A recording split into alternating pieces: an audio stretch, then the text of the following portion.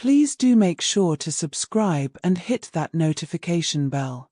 The night my mother announced she was pregnant for the 7th time, the air in the living room froze. My younger siblings, scattered around the worn couch, barely reacted. They were used to it by now. But me. My heart hammered like a warning bell inside my chest. I wasn't just the oldest daughter. I was the stand-in mother. The one who packed school lunches, scrubbed dirty laundry, attended parent-teacher meetings in place of the woman who should have been there. And now another baby. Another life for me to raise while mine remained locked in a cage I never built. I stared at my mom's glowing, almost proud face. She was 38, still chasing love like a teenager, dragging men in and out of the house like a revolving door. Yet it was me, always me, who cleaned up the wreckage. But that night, something inside me snapped. I couldn't do it again. I wouldn't.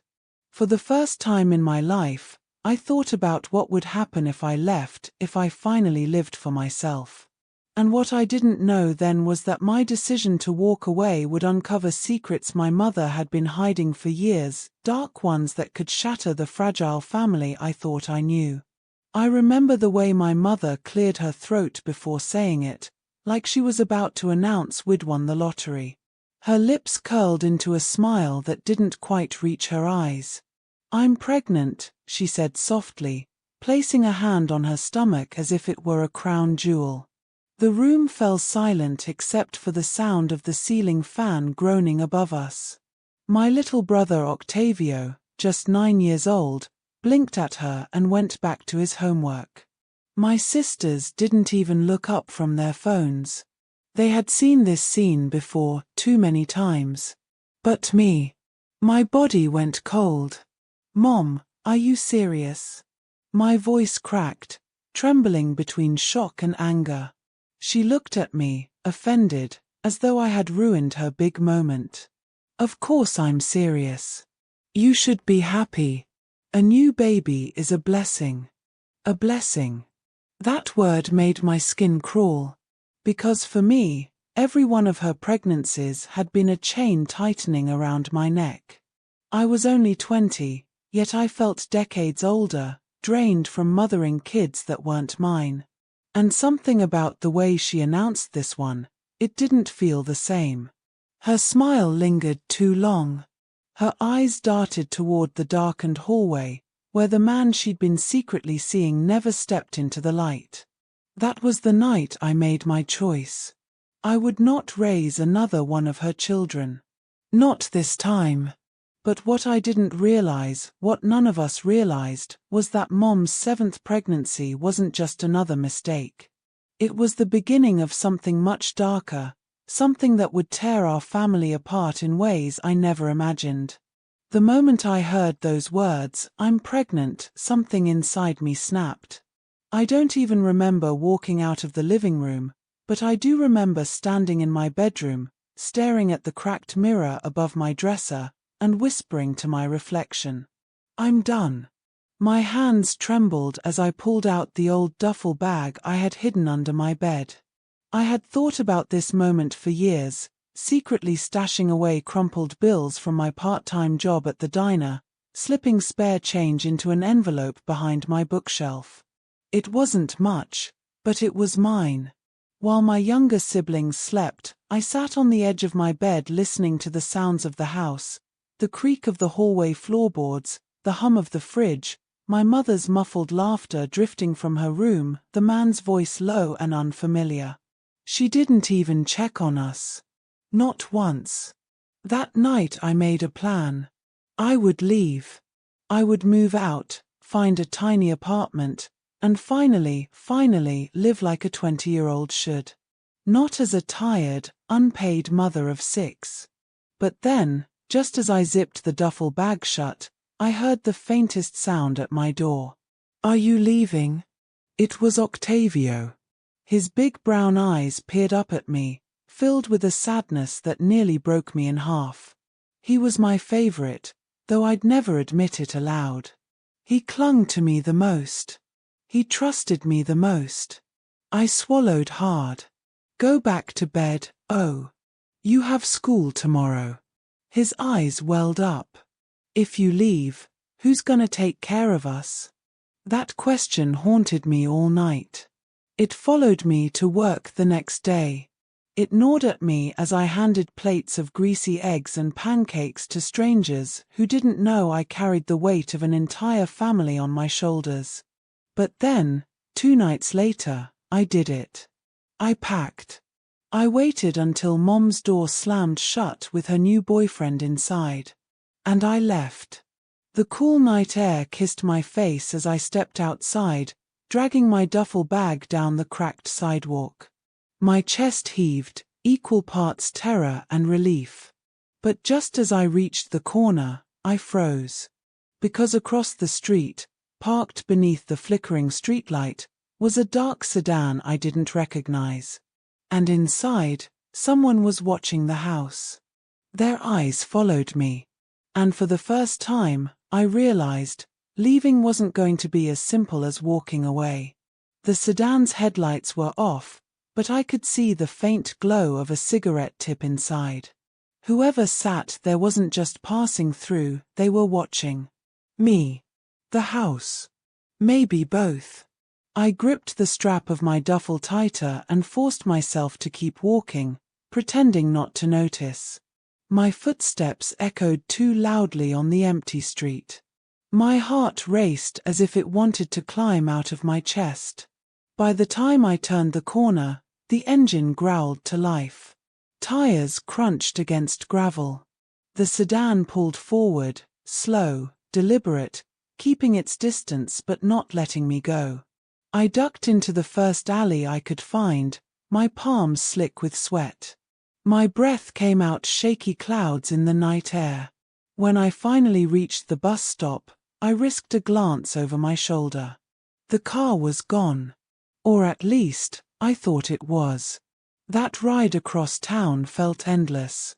My bag sat heavy on my lap, filled with nothing more than thrift store clothes and second-hand dreams. I kept my head down, but my mind wouldn't stop spinning. Why was someone watching my mom's house? Who was he? And, God, what if it had something to do with the baby? I found a showbox apartment above a laundromat. The walls smelled like detergent and mildew, but to me it was heaven. For the first time in years, I didn't have to listen for a baby crying in the night.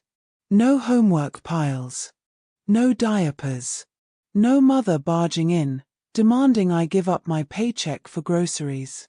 I cooked ramen noodles, ate them straight from the pot, and fell asleep on the floor mattress I'd bought off a stranger. It wasn't much, but it was mine. But freedom came with guilt. Octavio's voice haunted me in the silence. If you leave, who's gonna take care of us? Some nights I picked up my phone, thumb hovering over his contact. But I couldn't. Because if I called, I might go back. And I couldn't go back. Not this time. Then, 3 weeks after I left, I got a message from an unknown number.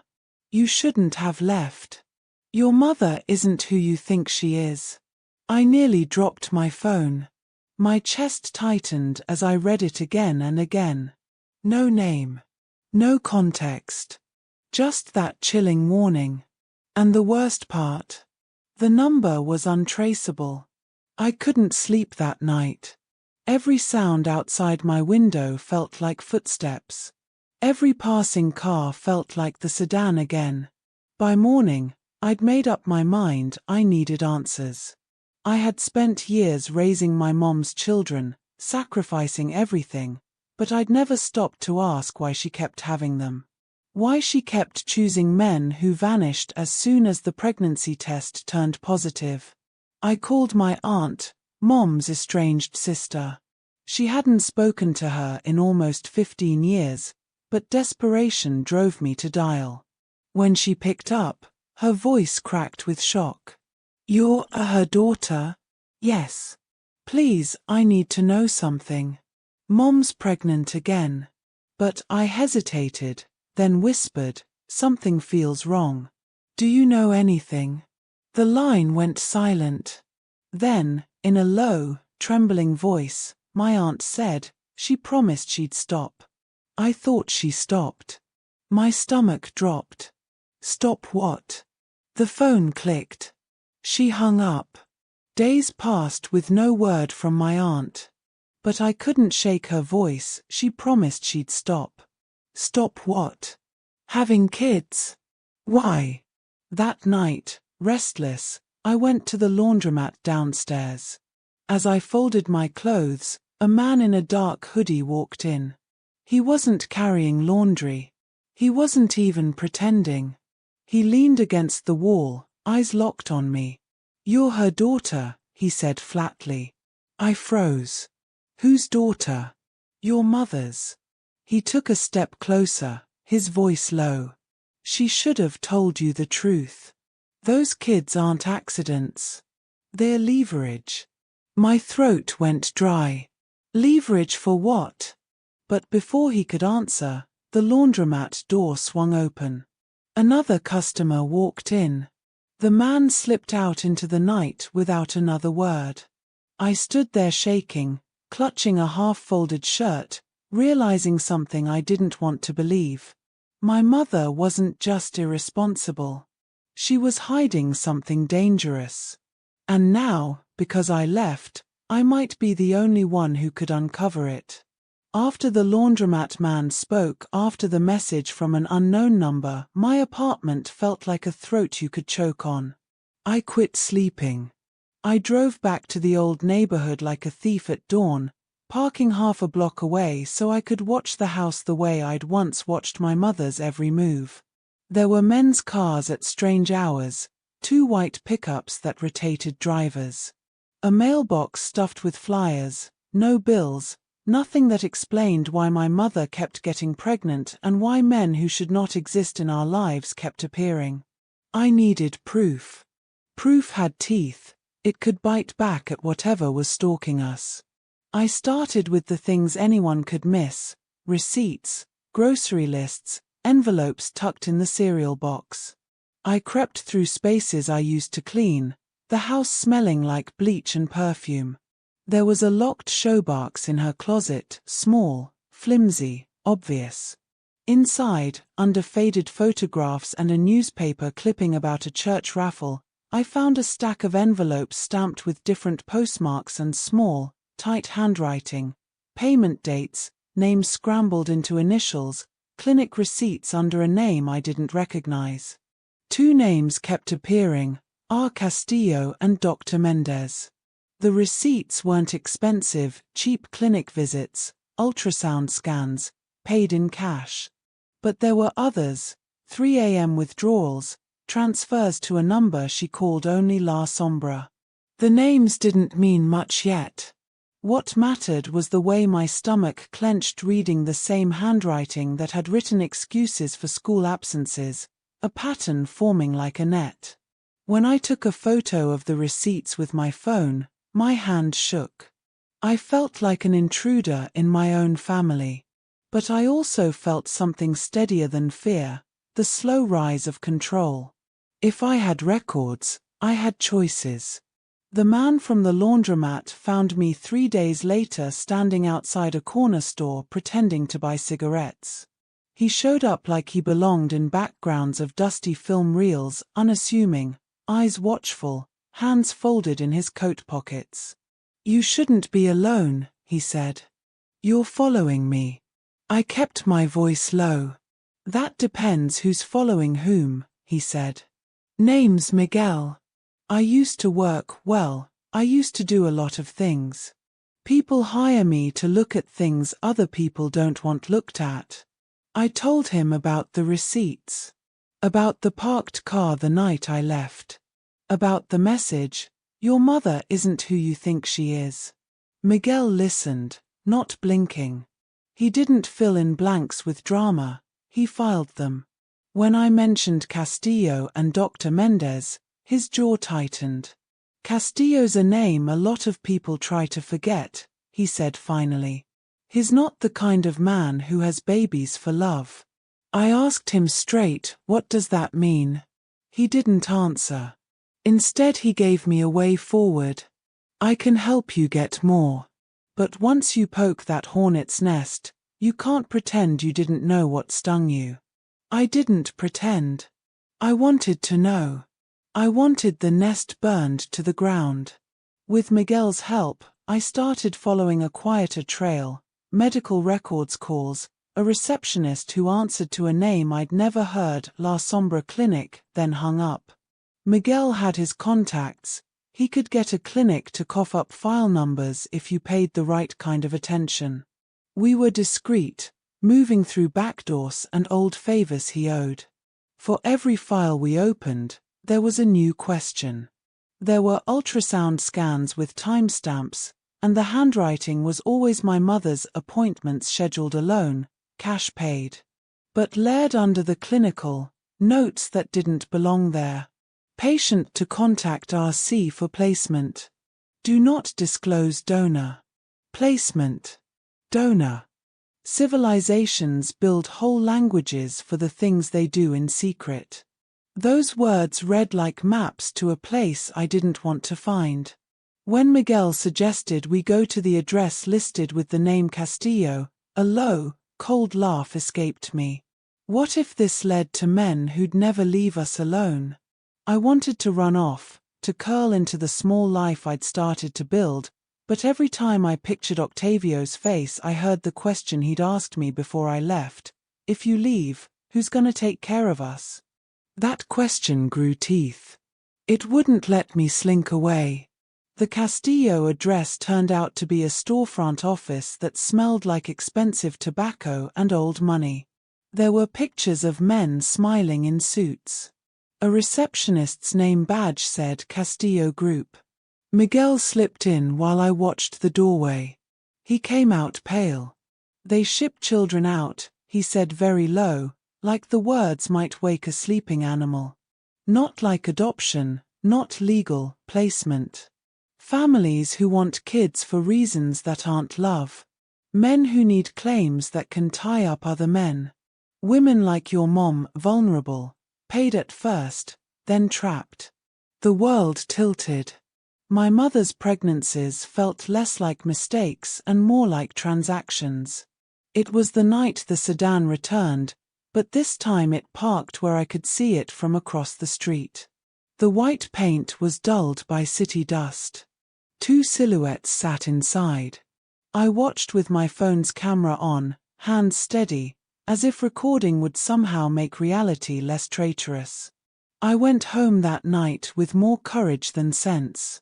I told myself I was leaving my childhood home to reclaim it.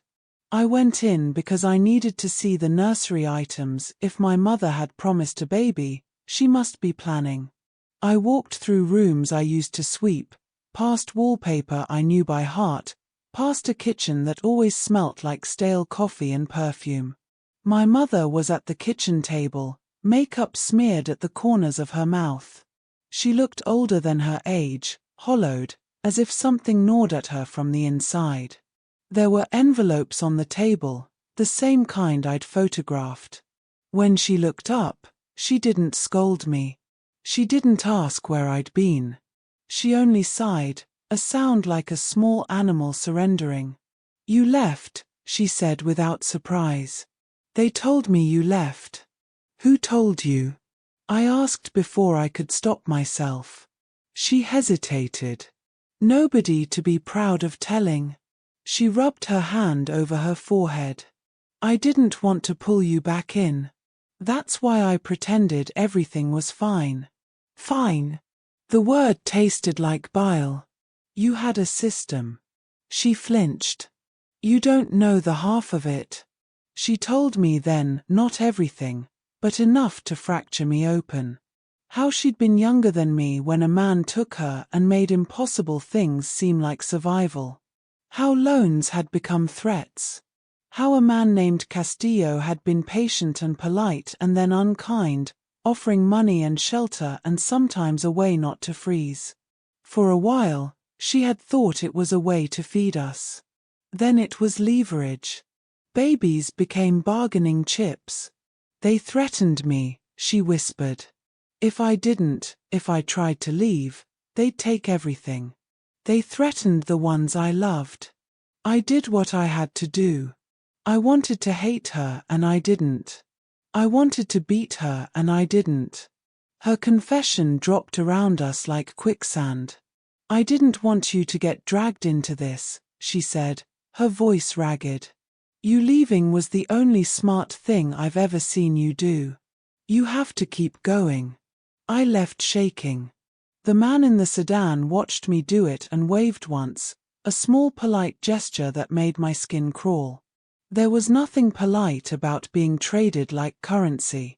2 weeks later, the house was noisy in the way danger is noisy, doors opening, metal keys rattling in pockets, voices that didn't belong. My mother called me in the middle of the night. Her voice was thin. They want a baby tonight, she said. It was a demand, not a sentence. I knew enough to know that meant they were going to take a child if she didn't comply. I didn't think. I moved like I had to, fast, reckless, like someone who had rehearsed a lifetime for a single scene. I told Miguel what was happening. He didn't hesitate. I'll be there. When I got to the house, men were already inside. The sedan idled outside. Castillo himself wasn't there, somebody more important sent word through the phone. The men weren't strangers, they were local, clean-cut, dressed like they could be accountants. This was the cruelty that wore suits. They were in the nursery, talking about dates, about discreet placements. They didn't notice me until I slammed the door open. "What are you doing?" a man snapped. I had something in my hand, an old frying pan I'd used to teach myself how not to be afraid. I swung. The pan connected with a skull, the sound dull and thudding. Men moved to me like wolves. I ran. The hallway became a tunnel. I slammed into the kitchen and grabbed something else, a lamp, a chair. My mother stood frozen, eyes wide, both hands trembling where they clutched at the envelopes that were her chains. Octavio clung to his bedpost, the boy I'd left and the reason I'd returned. One of the men reached for Octavio. Time telescoped. I remember the pan again, and then the lamp, and the air smelling like burnt dust and perfume. I remember someone screaming my name, Miguel, and then hard, authoritative voices outside, the kind that come when someone finally decided enough is enough. Miguel had called people who didn't like Castillo. He'd called a cop he used to know. The sirens were coming. The men scattered, some slipping out of back doors. A tussle left me on the kitchen floor, breathing too fast, gasping for control. Octavio's small body shook in my arms. My mother sank to the floor and sobbed like something had finally been allowed to break her open. Men got arrested that night, 2 of them. The sedan was towed. The house felt too empty when it was all over, like an animal's den looted by predators. But there was one man who didn't get caught, and Castillo's name kept hanging in the damp silence. After that night, I stopped pretending to be merely brave.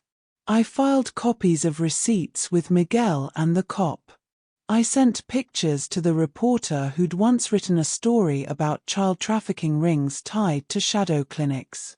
When people read about a name, they start asking questions. When questions come from the press and the police together, men like Castillo don't keep quiet for long. We found more paper, contracts with signatures scraped in hurried handwriting, transfer logs, phone trees that connected local clinics to men with cars. Each document mapped like a scar. Every file made it less simple to look away. My mother sat in courtrooms and told her story without theatrics. Her voice didn't plead for mercy, it told facts. I was afraid, she said. I was threatened by men who told me if I stopped, they would take my children. I thought I was protecting them by following orders. I was wrong. Her admissions, combined with our evidence, created a place the law could stand. People sat on one side of the room in neat lines, mothers and daughters, lawyers and cops. On the other were men suddenly very interested in their health records. Castillo slipped through a hole at first. He was clever and had been patient for years. But his network wasn't invincible. When men start to believe they're invincible, they make mistakes. One of Castillo's lieutenants left a ledger in a bar, an idiotic oversight. A motel room phone call was picked up and traced. An accountant got scared and talked. These small human acts were the undoing of a man who thought he could turn humanity into a business. He was arrested in a hotel 2 months later. Not the dramatic cinematic entrance I'd imagined in my head, no dramatic handcuffs beneath a neon sign, but a quiet knock when a man in a suit got out of bed and said, "You're under arrest." Castillo's face was still handsome. He looked at the officers like someone who had been inconvenienced. Victory felt messy. People who'd been helped by Castillo's network weren't easily untangled. Some of the women he'd used were victims themselves, trapped by addiction, debt, threats. That reality made it impossible to reduce everything to villains and victims. There were shades in every corner. My mother had to enter a program. She was forced into choices by courts and care systems, neither of which operated with tenderness. She learned, slowly and stubbornly, how to keep her money, how to make appointments and keep records. She pled guilty to charges related to placements. No one could pretend she hadn't been complicit, but the court weighed her coercion and threats when they sentenced her. I sat in a courtroom that smelled like old coffee and paper and felt my own judgment reshape. I wanted to rage at her. I wanted to leave and never look back. Instead, I sat with the small human truth. She had been a scared woman making terrible trades to survive. That didn't erase the children she'd hurt by being absent in the ways I had filled. It complicated it. I took a lawyer's advice and asked for custody of Octavio and 2 youngest siblings who legally needed a guardian. The court looked at my steady job, my stable apartment, my proof that I'd acted to stop the trafficking. The judge gave me temporary guardianship and assigned social services to help. It wasn't a cinematic rescue. It was forms and visits and a pile of paperwork that told me nothing about how to make a child feel safe after betrayal. Rebuilding was more detailed than I'd expected. It was grocery lists and school meetings. It was answering Octavio's midnight questions about whether he was safe, yes until my voice wavered, and teaching a 5-year-old to tie a shoelace. It was therapy sessions for kids who'd been treated like items and for a mother who'd been controlled. When I thought of prioritizing my own life, I pictured a plane ticket and anonymity. That urgency didn't disappear overnight. I still wanted nights where I wasn't the authority on scraped knees and principal calls. So I made a bargain, a contained life, boundaries that I could live with, room for myself and room to keep them safe. My mother worked her way out of her sentence like she was climbing a ladder out of an old, black well. The first time she came to my apartment and helped Octavio with his math, she looked tentative, like someone after a long swim surfacing and afraid the world above would shove her back under. Her hands trembled when she made pancakes. She apologized, sometimes with words, sometimes with action, staying past the time she planned to leave, paying a portion of the grocery bill. She learned to work through a caseworker. It wasn't enough for everyone, but it was enough for me to see movement. Castillo and several associates went to prison. The clinics were raided. People I had once been afraid of became headlines. The journalist who'd taken a small interest in our case wrote a feature that made my mother's face recognizable to strangers. People wrote letters, some angry, some kind. We took what help came. There was a day, months after the arrests, When I sat at the laundromat folding clothes and realized my hands no longer trembled when I packed for a bus ride. I could leave again if I wanted. The world was open. That possibility settled over me like sunlight. But then Octavio found a napkin and drew a small, crooked house and handed it to me. "This is our house," he said. It wasn't the house we grew up in. It was our place now, my small apartment with the faded couch and the window that let in the morning light. It was a house built by my making, stitched from hard work and promise. I still prioritized myself. I still kept a room that was mine, a corner with a plant I'd learned not to kill and a notebook where I wrote the story of what had happened so I wouldn't forget the details the way people forget names. I took night classes. I dated briefly and disastrously. I let myself breathe in ways I hadn't allowed when my life was a ledger of other people's needs. But my definition of my life changed. It included them now, the children I had loved because there was no one else who would. It included a mother who was trying and a past that had to be honored, not erased. When I think about that night my mother announced she was pregnant for the 7th time, I don't think about the number anymore. I think about what walking away taught me, that escape isn't always the same as cowardice and that staying isn't the same as surrender. Choosing yourself sometimes looks like leaving. Sometimes it looks like staying and fighting on someone else's behalf. I kept Octavio. I kept 2 little sisters whose questions were sharp and urgent. My mother kept trying. Castillo kept his secrets in a cell. Miguel disappeared back into his life, showing up sometimes with groceries or the kind of practical advice that made my life easier. The sedans and the men and the threats became shadows in headlines. The receipts and envelopes I'd photographed helped convict men whose cruelty hid in plain sight. A few nights ago, I put Octavio to bed and he asked a question that made my throat tighten with both exhaustion and pride. "Did you ever think you'd be the one to take care of us?" Yes, I lied to spare him the truth that it had never been a plan. I always knew. I left to save myself. In saving myself, I saved them. We were not unbroken, but we were alive and breathing and learning how to be whole together. And when the nightmares come, the ones that sneak in at 2 a.m., the ones where the sedan's headlights appear again, I breathe, I make coffee, and I uncap a pen. I write the facts down. I teach Octavio how to tie his shoes. I let the future be something I choose. It is not the life I expected when I was 20 and angry and leaving under a moon.